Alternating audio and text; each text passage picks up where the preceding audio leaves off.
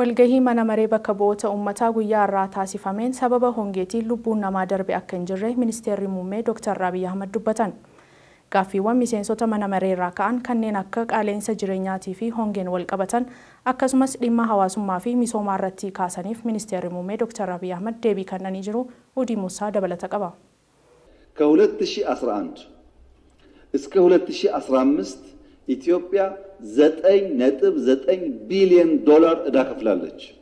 Manni marii bakka bu'oota uummataa walgahii idilee 14ffaa bakka muummichi ministeeraa Dr. Abiy Ahmad argamanitti adeemsiseeti jira. Qaala'insa jireenyaatii fi hongeedhaan wal qabatanii gaaffiiwwan miseensota mana marii bakka bu'oota uummataa irraa ka'aniif akkasumas dhimmoota hawaasummaatii fi misoomaatiin wal qabatee gaaffiiwwan ka'aniif ministeerri muummee deebisaa itti kennaniiti jiru. Miseensonni mana marii bakka bu'oota uummataa gaaffiiwwan garaagaraa ministeera muummee Itoophiyaa Dr. Abiy Ahmadiif dhiyeessanii kan jiran yeroo ta'u muummichi ministeeraa buuruma gaafii miseensota mana marii bakka bu'oota uummataa irraa isaaniif kaafamaa tureen dhimmoota adda addaa irratti ibsaa fi deebisaa bal'aa kennaniiti jiru. Hongee kutaalee biyyattii garaagaraatti mudate jaamee wal qabate Dr. Abiy sababa gogiinsaatii fi hongeetiin biyyattii keessatti lubbuu lammii tokko akka hin bahin kan himan yeroo ta'u akka muummichi ministeeraa jaanitti hongeedhaa fi gogiinsi biyyattii mudate rakkoo sababa jijjiirama qilleensaatiin dhalate malee rakkoo sadarkaa addunyaatitti sababa gammoojjummaa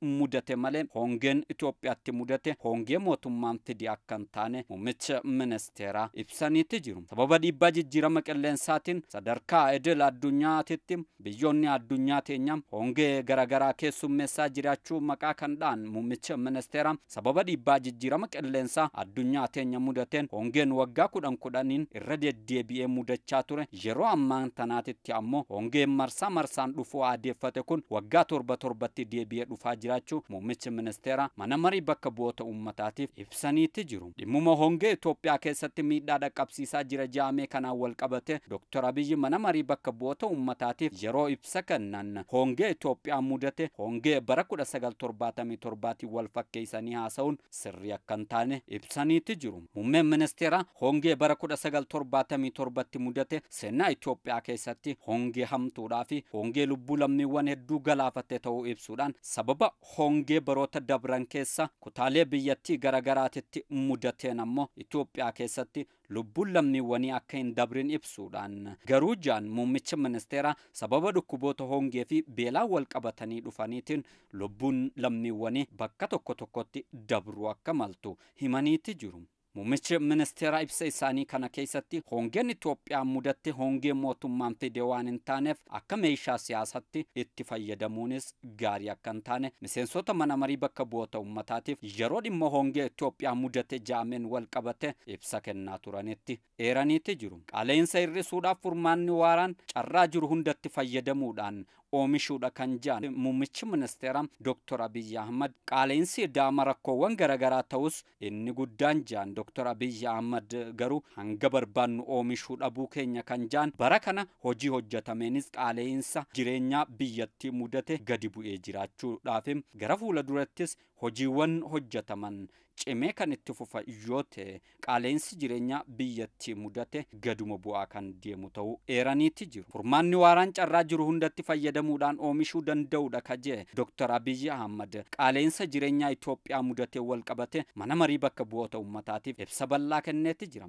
Gama kanaan jalqabbiin gaariin Itoophiyaa keessa jiraatus hojiin eegalame cimee kan itti fufu ta'a jaan Dr. Abiy Ahmad hojiiwwan namoota galii gadi aanaa qaban irratti xiyyeeffatuudhaan hojjetamaa jiranis babal'achuu qabu kan jaan Dr. Abiy mootummaan bara 2011 hanga bara 2015 qofa keessatti doolaara Ameerikaa biiliyoona 9.9 liqii biyyaalaa kafalee jiraachuudhas eereeti jira. Muummichi ministeeraa gaaffiiwwan miseensota mana marii bakka bu'oota uummataa irraa isaaniif ka'anii turaniif deebisaa kennaa yeroo turanitti ibsaa fi deebisaa bal'aa kennuu ittuma fufuudhaan cabinsi dinagdee Itoophiyaa mudate furuun hojii yeroo dheeraa kan fudhatu ta'uu isaa eeruudhaan muummichi cabinsa dinagdee jaarraa hedduuf walirra tuula tuulamee ture kana ammoo wallaanuudhaaf yeroo akka gaafatu ministeerri muummee ibsaniitti jiru. Cabbiinsa jiru kana suphuudhaaf ammoo mootummaan rakkoowwan uumamaatii fi dhibeewwan adda addaa turaniin hanga yaadame deemuu baatus hojiin hojjetameen ammoo jijjiiramni guddaan biyyattii keessatti dhufee jiraachuudhas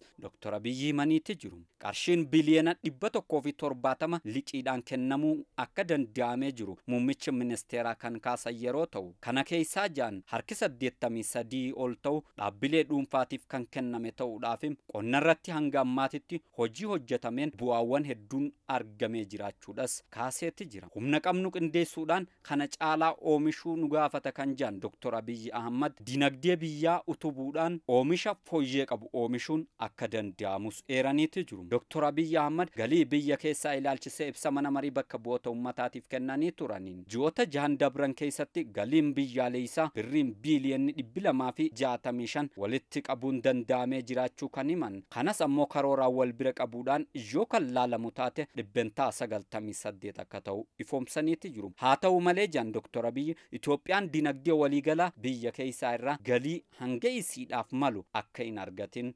eeruudhaan galii fooyyaa walitti qabuufis sirna galii walitti qabuu ammayyaate biyyattiin diriirsuudhaan hojjetu akka qabdu akeekaniitti jiru. Muummicha ministeera Itoophiyaadhaa Dr. Abiyyi Ahmad walgahii mana marii bakka bu'oota uummataa idilee 14ffaa irratti argamuudhaan ibsaa fi deebisaa gaaffiiwwan miseensota mana marii bakka bu'oota uummataa irraa ka'aniif deebisaawwan garaagaraa kennanii turaniin. Itoophiyaan hanga ammaatitti gama oomisha qamadiitiinis taanaan gama oomishaa fi oomishtummaa dabaluutiin hojii hin tuffatamnee fi hojii hiriyaa hin qabne hojjattee jiraachuu isiitis ifoomsaniitti jiru. ኢንፍሌሽን የብዙ ስብራቶች ድምር ውጤት ነው። ፕራይመሪሊ በመንፈልገው ልክ ማምረት አለመቻላችን ነው ችግር የሚያመጣው። የምንፈልገውን ያክል ካላመረትን ለመግዛት እንገደዳለን። ስንገዛ ደግሞ ዋጋውን እኛ እንወስንም፣ የውጭ ምንዛሪ እኛ እንወስንም። በዚያ ምክንያት ብዙ መዛባቶች ይፈጠራሉ።